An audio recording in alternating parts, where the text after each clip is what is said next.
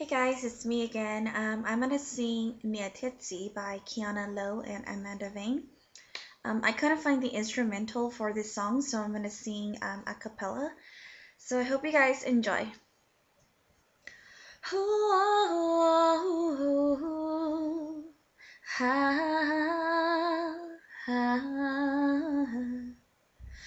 Kusahu jagau no tokunia.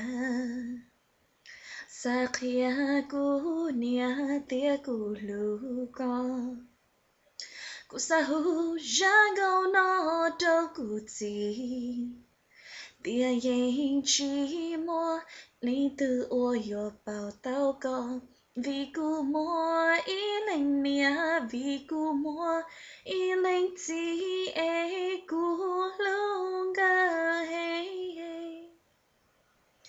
cụ bao tia cụ chỉ do tuôn say oan ấy xa tao hao nê lu nê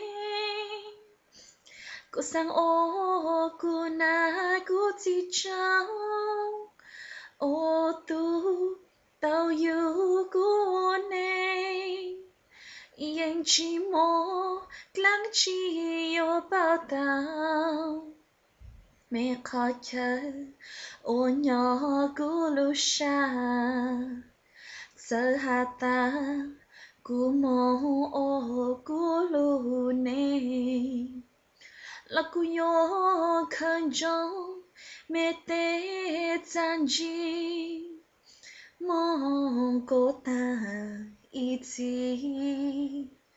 ô cú na cú chi cô yo lô mê mong ta ý chí